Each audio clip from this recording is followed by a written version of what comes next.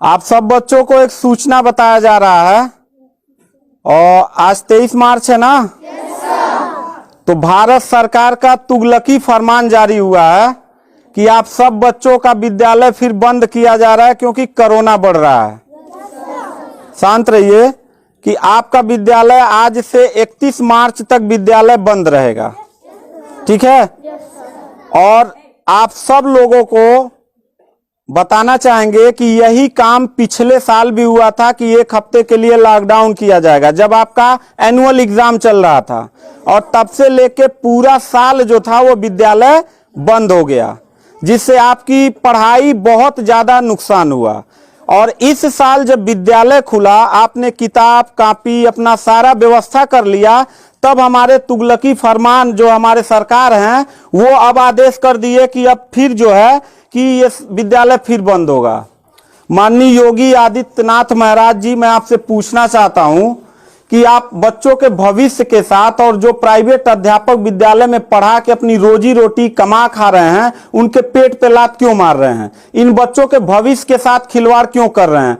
ठीक है, कोरोना अगर बढ़ रहा है, विद्यालय बंद था, पूरे साल में किसी एक अध्यापक ने, किसी एक प्रबंधक ने कभी भी विद्यालय खोलने के लिए कोई धरना प्रदर्शन नहीं किया और हम लोगों ने पूरा सपोर्ट किया। लेकिन बीच में अगर कोरोना फैल रहा है तो मैं आपसे पूछना चाहूंगा कि जब गोरखपुर महोत्सव आप करा रहे थे तब कोरोना फैल नहीं रहा था। जब आप आके यहाँ पे इलाहाबाद के प्रयागराज में कुंभ का मेला लगवा रहे थे तब कोरोना नहीं फैल रहा था, जहां पे करोड़ों लोग स्नान करने गए। और अभी हरिद्वार में महाकुंभ का आयोजन आप करवा रहे हैं तब कोरोना नहीं फैल रहा है। बिहार में चुनाव हो रहा है तब कोरोना नहीं फैल रहा है। और विद्यालय जो बच्चों का सबसे देश की रीढ़ की हड्डी होते हैं, जिनकी बुनियादी शिक्षा, प्रारंभिक शिक्षा आप बिल्कुल बर्बाद कर दिए हैं पिछले 2 साल से, और अब जाके फिर लॉकडाउन आप लगा रहे हैं।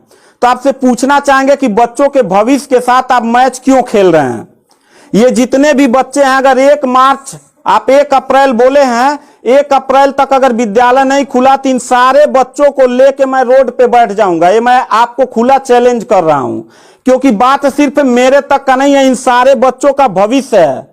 और इन सारे बच्चों का भविष्य आप लोग अंधकार में डाल रहे हैं। आप लोग खुद नहीं चाहते हैं कि देश का बच्चा पढ़े, पढ़ के कुछ लायक बने। आप लोग अपना, जब रैली निकालना रहेगा, चुनाव रहेगा, तो कोरोना आपके पास नहीं रहता है। और जब आपको लगेगा कि आपके विपक्ष में लोग खड़े हो रहे हैं तो आप कोरोना का ड्रामा करा के विद्यालय को सबसे पहले आप बर्बाद कर रहे हैं। आप बताइए, विद्यालय में, आप गोरखपुर जिले में 193 लोगों ने अपने विद्यालय की मान्यता निरस्त करा लिया।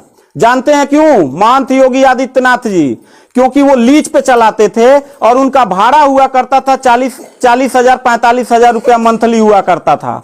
वो भाड़ा न चुकाने के वजह से, चूंकि मालिक को भाड़ा चाहिए, उन लोगों ने अपनी मान्यता निरस्त करा दिया। और सरकारी जो स्कूल है उनकी हालत तो पहले से मतलब खस्ता हो चुकी है।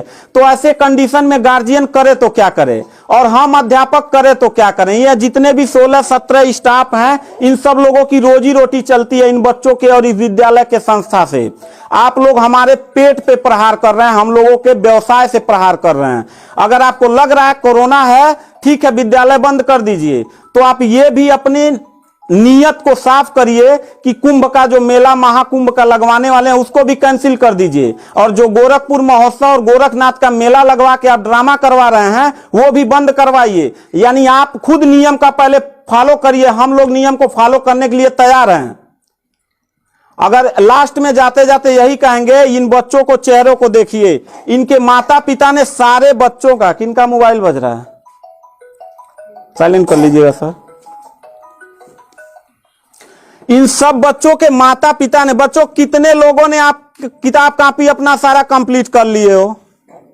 पता है, एक एक बच्चों की किताब कॉपी 2-2 हजार रुपए की आती है। आप फिर लॉकडाउन लगा दिए, इनकी पूरी पढ़ाई बर्बाद हो गई। अब यानी आपने 1 हफ्ते का लगाया है, आपकी नीयत पे तो मुझे 100% विश्वास है ही नहीं है कि आप करोगे क्या। आप पूरे साल पढ़ाई बर्बाद करोगे। हाथ नीचे करिए। अब ये बच्चे करेंगे क्या? किताब लेकिन इनके गार्जियन करेंगे क्या? हम लोगों ने पूरा कोऑपरेट किया सरकार को। जितना दिन लॉकडाउन लगा था उतना दिन का मैंने पूरे सभी विद्यालय के लोगों ने शुल्क माफ कर दिया, क्योंकि गार्जियन के ऊपर कोई लोड ना पड़े। हम लोगों ने टीचरों को पेमेंट नहीं किया, क्योंकि हम लोगों ने जब फीस नहीं लिया तो पेमेंट कहां से करें। हम लोगों ने पूरा सरकार का साथ दिया, जितना हो सकता था सब लोगों ने साथ दिया। लेकिन अब इतनी कंडीशन होने के बाद, विद्यालय खुलने के बाद आप लोग विद्यालय बंद कर रहे हैं, ये बहुत ही गलत कर रहे हैं। और आपका पॉलिटिकल जो फंडामेंटल जिस पे आप चल रहे हैं कि जिन नियतों पे आपका बर्बाद होने वाला है, मैं लिख के आपको दे दूंगा कि अगर फिर से 1 अप्रैल के बाद, ठीक है, अगर 1 हफ्ते के रोकने के बाद कोरोना भाग जाता तो मतलब 1 हफ्ता आप बंद कर लीजिए, बिल्कुल हम लोग 1 हफ्ता नहीं पढ़ाई कराएंगे।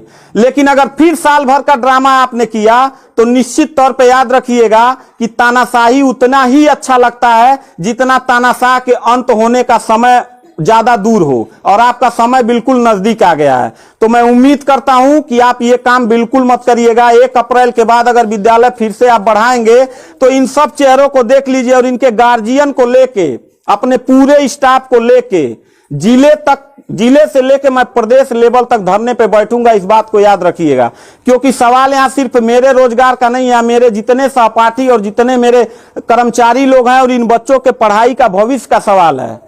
तो मैं इन बच्चों को लेकर धरने पे बैठ जाऊंगा, और जरूरत पड़ा तो असंवैधानिक भी हो जाऊंगा।